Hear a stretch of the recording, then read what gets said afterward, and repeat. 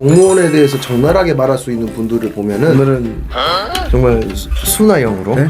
오늘은 착하게 아, 너무 너무 민감한 부분을 네, 했으니까 꼭 끝까지 보고 악플을 달아요. 이런 거 올리면 안 되겠죠? 망돈님한테 이런 면이 이제 이건 정말 객관적이고 네. 중립적으로 말씀을 드릴게요. 그럼 시작하겠습니다. 안녕하세요, MC henryK입니다. 상당히 어색하네요. 네네.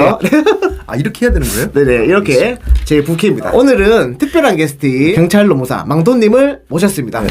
반갑습니다. 당혹스럽네요. 네. 아 이런 식으로 찍어보고 처음인 것 같은데 네. 살짝 땀이 나오네요. 오늘의 주제는 공무원이냐 그리고 전문직이냐 고민하고 있으신 분들을 위한 촬영입니다.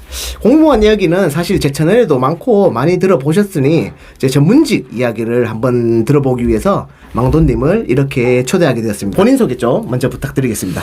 이제 저는 제 경찰 노무사 제 채널도 있으니까 네네. 드리는 말씀이지만 이제 닉네임은 이제 망도라고 하는데 저 같은 경우는 해군에 종사를 했었죠. 이제 장교로 복무를 하고 잠깐 나와서 회사 생활을 뭐 다른 영상에서는 이제 회사 생활을 좀 했다라는 얘기까지는 안 했어요. 너무 짧게 일했기 때문에 네네.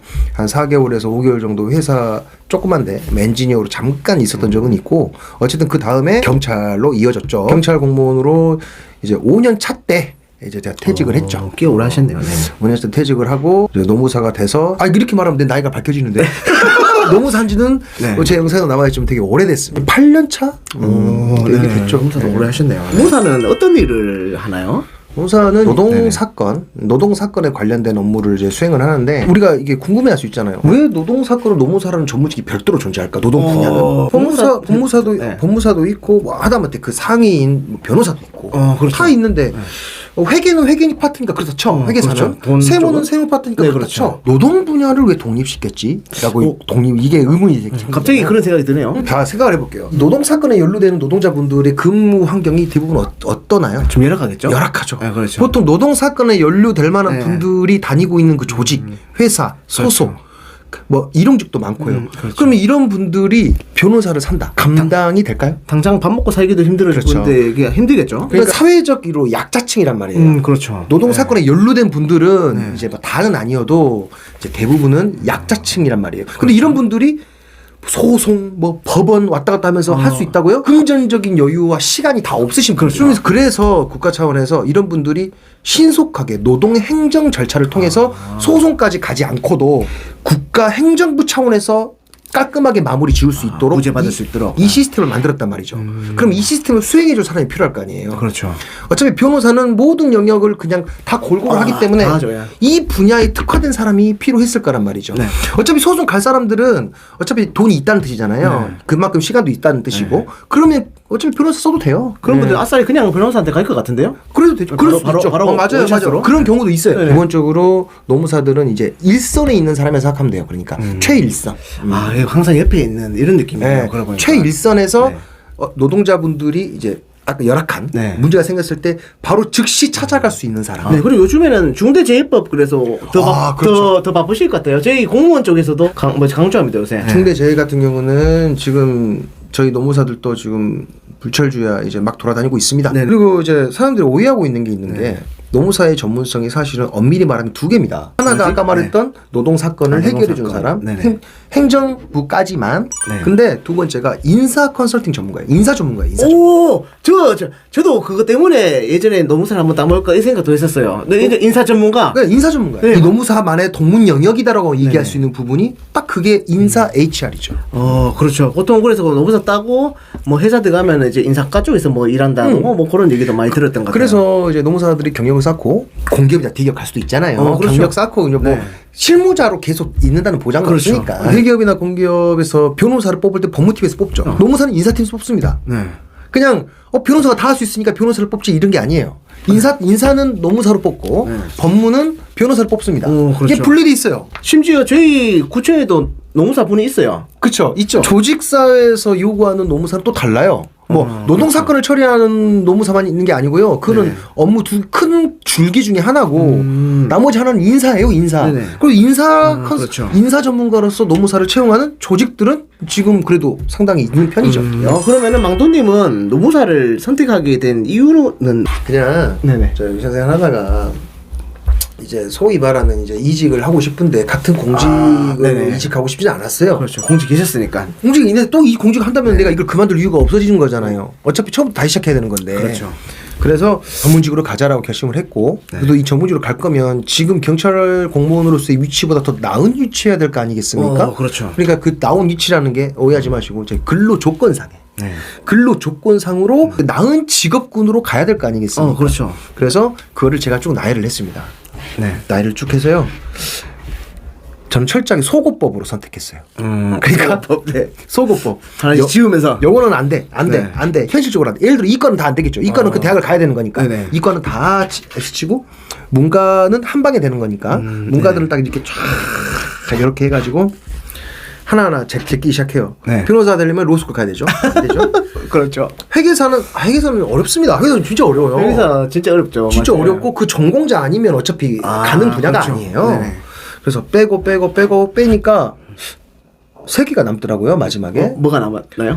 노무사, 세무사, 강정평가사 3개가 남았죠. 이 3개가 이제 최종 후보가 남는 거야. 여기에서 이제 과목들과 하는 일을 보겠죠. 그렇죠. 근데 감정평가사 같은 경우 감정평가사도 어려운 시험입니다. 다 아시겠지만 어렵죠. 2차 시험이 약간 랜덤성이 강해요. 그 랜덤성 때문에 왜냐하면 이직을 하기로 했으면 확실하게 짧은 시간에 뭐 다 마찬가지일 겁니다. 마인드는 짧은 시간에 돼야 될 거 아니에요. 최대한 컴팩트하게 모든 걸 다 투자해서 빨리 돼야죠. 빨리 돼야 되는데 2차가 랜덤성이 강하다는 말은 이게 되게 위험한 거거든요. 그렇죠.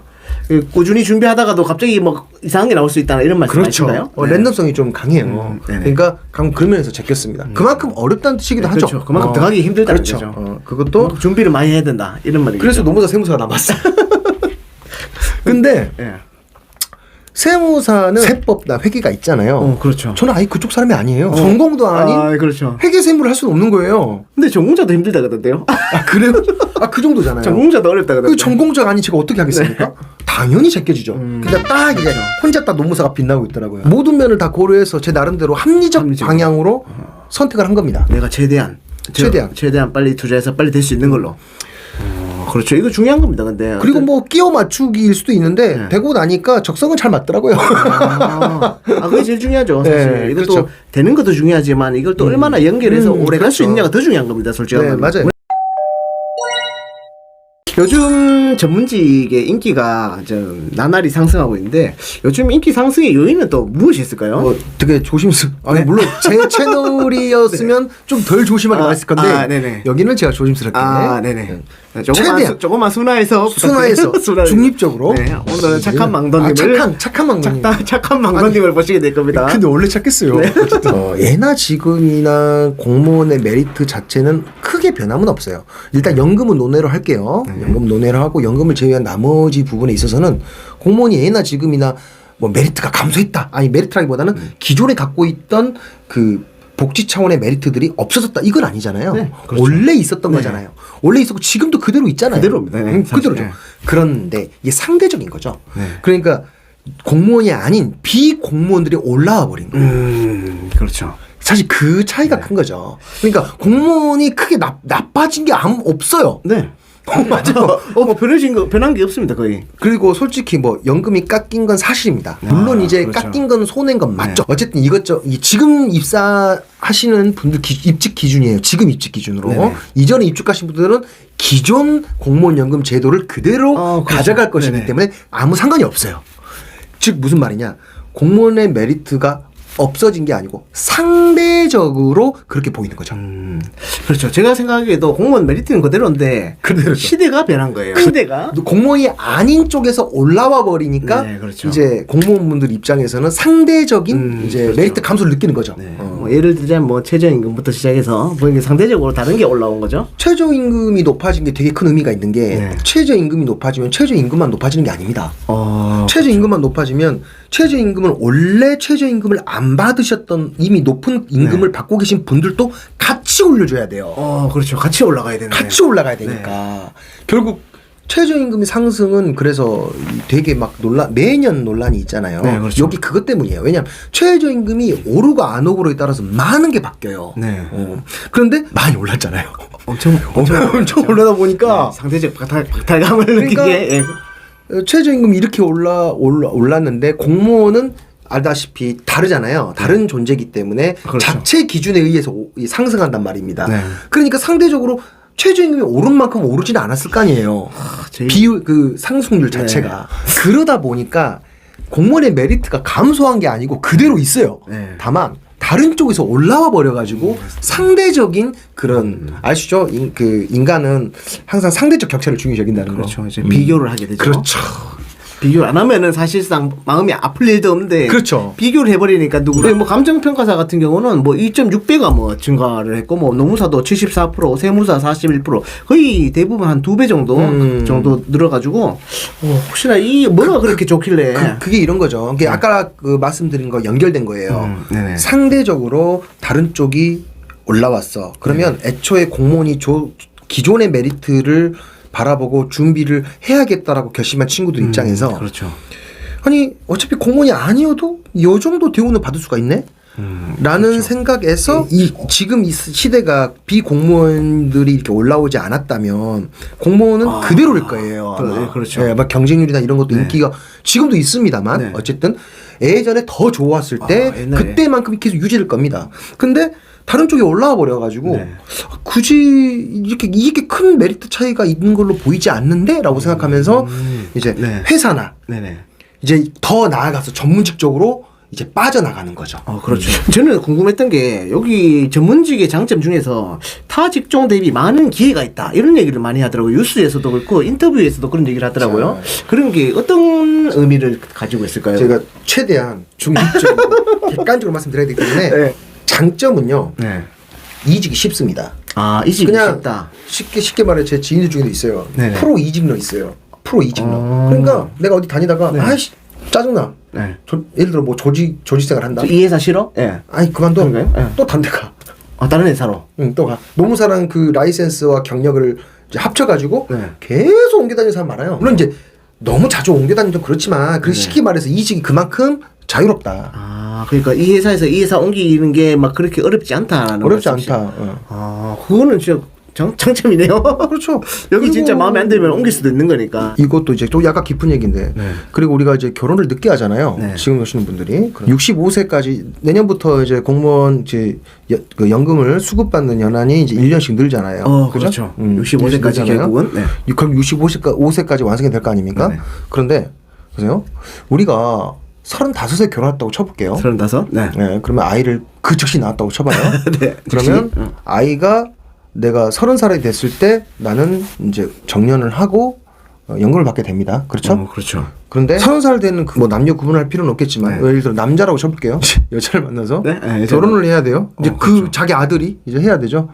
근데 아버지가 받는 공무원 연금은 아버지 거잖아요. 아버지가 앞으로 노후를 위해서 하는 삶이잖아. 네, 아버지를 그렇죠. 위한 돈이란 말이에요. 그렇죠. 근데 아들 집도 보태줘야 되고 그렇죠. 현실적인 문제죠. 네, 집 사는데 보태줘야 되고 돈 들어갈 게 뭐 말하지 않아도 다 알잖아요. 그렇죠. 많죠. 거기서 35살에 결혼했다고 쳤을 때 이야기지. 나이를 더 먹었다고 쳐봐요. 아이를 늦게 낳았다고 쳐보세요. 갑갑하다 갑자기. 예. 그러니까 어떤 일이 생기냐면 65세 이후에도 결국엔 일을 해야 한다는 거예요. 해야 공무원이. 됩니다. 맞습니다. 해야 돼요. 해야 그러니까 됩니다. 전문직이 이거 대비 뜬 것도 있어요. 정년이 없잖아요. 정년이 없네요. 정년이 없잖아요. 죽을 때까지 일할 수 죽을 있네요. 때까지. 저도 그 생각합니다. 난 퇴직하면 뭘 일해야 되나 그런 생각 걱정을 하고 있어요. 그 전문직은 정년이 없잖아요. 그렇죠. 위상이 안 떨어져요. 65세 이건 좀 비하인드지. 65세 좀 네. 이제 제 지인 중에 네. 이제 고위직 공무원분들이 계세요. 이제 장까지 하고 나오셨어. 네. 근데 정년하셨죠. 나왔죠. 60세 나오셨죠. 동네 아저씨예요. 동네 아저씨예요, 맞아요. 근데 조심해야지. 전문직은 네. 위상이 안 떨어지잖아요. 65세 이후에도 위상이 유지가 돼요. 네. 왜? 나는 여전히 돈을 벌고 있으니까. 그게 엄청 중요한 거죠. 엄청 중요한 거죠. 그래서 사실 이 지금 결혼을 늦게 하고 출산을 늦게 하는 것 대비 이 정년 이후의 삶 때문에 네네. 전문직의 인기는 정년이 없는 전문직의 인기가 또 오른 것도 있다는 거죠. 네네. 그 말도 틀린 말이 아니네요. 그렇죠. 왜냐하면 65세 이후도 계속 일을 해야 됩니다. 그리고 요즘도 제가 나가는 60세 분들 보면은 또 엄청 젊어요.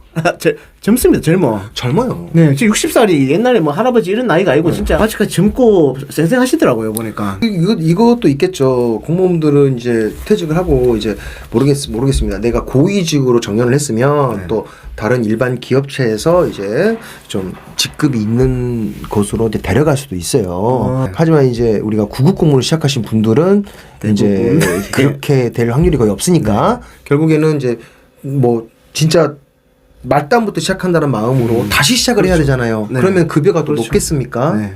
급여가 높지도 않을 거란 말이에요. 네. 어쨌든 그런 부분 때문에 이 정년, 그게 정년하고도 연관이 되는 거예요. 그렇죠. 정년 이후의 삶이 이제는 일을 해야 되는 거야. 맞습니다. 그것 때문에 옛날에는 그래요. 60세 되면 선수나 보면서 놀던 시절이 아니죠. 그때만큼 이제 사실 연금도 안 나오니까 그것 때문에 사실 돈이 제일 큰 문제죠. 돈 때문에 그런 거죠 뭐. 그 이직 기회는 아까 말씀드렸고 네. 성공 기회라기보다는 네. 정년 이후의 삶이 이미 연장선에 있어버리기 때문에 따로 생각할 필요가 없잖아요. 네. 이런 부분에 장점이 있다. 다만 여기서 이제 정말 객관적으로 말씀드릴 게 이거는 이제 공무원분들이 장점이라고 볼 수 있습니다만은 많은 분들이 저에게 상담 오시는 분들도 이런 오해를 많이 하세요. 전문직이 되면 끝이 아닙니다. 시작이에요. 아 맞아요. 시작입니다. 전문직은 일을 안 하고 출근 퇴근만 하고 월급날에 월급 나오는 직업이 아닙니다. 그 혹시나 그 기업에 있어도요? 법인 안에 있어도 자기 몫을 또 해야 되죠? 그러면 나가야죠. 만약에 그런 일을 안 하면 나가야죠. 회사잖아요. 회사니까. 회사, 거기 회사니까. 맞습니다. 거기 회사니까. 예. 돈을 벌어와야죠. 그렇죠. 돈을 그리고 벌어야죠. 나가서 내가 이제 뭐 독립법인을 차리든 아니면 파트너 노무사도 있거든요. 네. 아니 프리랜서 노무사, 프리랜서 형태의 노무사도 있을 거고요. 네. 어떤 형태로 일하건 법인 안에 소속 직원 노무사로 있으면 회사의 원리에 따라서 생각하면 될 그렇죠. 거고 네. 그게 아니고 진짜 내가 독립적으로 이제 실무 노무사로서 완전히 진짜 와 한번 해보겠다. 그래서 네네. 밖으로 나갔을 때 잘 된다는 보장이 없어요. 네 맞아요. 저도 그 얘기를 들었어요. 이게 노무사가 되는 게 문제가 아니고 되고 나서 되는 게 문제가 아니에요. 네, 되고 나서야지 공격적인 영업 능력이 있어야 뭐 살아남는다 뭐 이런 얘기도 많이 하시더라고요. 근데 영업 같은 경우도 물론 이제 운도 받쳐줘야 되고요. 네. 운도 받쳐줘야 되고 내 능력과 실력도 받쳐줘야 그렇죠. 되고. 그러니까 물론 회사원과는 다르죠. 입지는 다르지만 네. 그래도 내가 노력을 하지 않으면 성공 기회는 많죠. 네. 성공은 없죠. 그만큼 성공 기회는 많을 거예요. 기회는 그거는 인정. 성공 기회는 훨씬 더 많죠. 네. 당연히 뭐 그러니까 무한대로 펼쳐져 있으니까 내 역량에 따라서. 근데 내가 해야죠. 근데 진짜 이 성공 기회에서 기회를 빼고 성공은 어렵죠. 그건 어렵죠. 그건 사실 뭐 어느 직장이나 뭐 다 똑같습니다. 공무원도 성공 기회는 많지만 성공하기는 쉽지 않죠. 그 여기 전문직에서 말하는 성공은 이제 돈인데, 그렇죠, 돈. 뭐 공무원이 말하는 직급, 공무원 그렇죠. 직급이죠. 공무원이 말하는 성공과는 좀 성공의 개념의 다르죠. 차이가 있는데, 맞아요. 어찌되었건 내가 돈 잘 버는 전문직의 이 성공 기회는 있을 수 있지 모르겠지만 정말 기회를 뺀 이 성공 자체는 쉽지 않다. 그건 어디 가나 다 비싸지 않다. 그러니까 전문직 라이센스 따면 나 뭐다 이런 시대가 아니에요. 그러니까 뭐 어깨 이런 시대가 그런 시대 아니에요. 사자다 이런. 변호사도 2,000명이 쏟아지는 시대인데. 맞아요. 엄청 요새는 진짜 근데 사실 많이 뽑기도 많이 뽑아서 속된 말로 노는 사람도 꽤 많다고 그런 얘기를 하더라고요. 근데 정말 쉽지 않아요. 그래도 사람들은 이 전문직을 뛰어야 되는 이유가 정년 문제도 있을 거고 그리고 내가 진짜 막말로 실패한 노무사 실패한 전문직이라고 쳐요. 예를 들면 그렇다 하더라도 기본빵은 할 거 아니에요. 그리고 아까 말씀드린 성공이 아니고 성공 기회는 많다는 부분. 딱 그 부분 때문에 전문직 인기가 이제 전체적으로 상승한 게 아닌가. MZ 세대가 그래서 좀 더 전문직을 선호하는 게 아닌가 싶습니다. 내가 한 만큼 받으니까 그렇죠. 노력한 만큼. 그러니까 딱 이 전문직 특성 자체가 지금 MZ 세대 분들하고 딱 맞는 거예요. 딱 맞죠. 나 한 만큼 받겠다. 그렇죠. 이런 마음인데 공무원 들어오면 사실 뭐 열심히 하는 적게 하나 월급은 똑같으니까 그래서 아마 좀 더 높지 않을까 그런 생각도 들더라고요. 근데 이제 좀 진짜 안타까운 거는 성공 기회가 있다는 거지 성공할 수 있는 건 아닙니다. 성공 기회랑 성공은 완전히 다른 겁니다. 완전히 다른 거. 저도 성공 기회는 있어요. 성공할지 안 할지 모르겠지만. 그럼 다음 질문 좀 여쭤볼게요.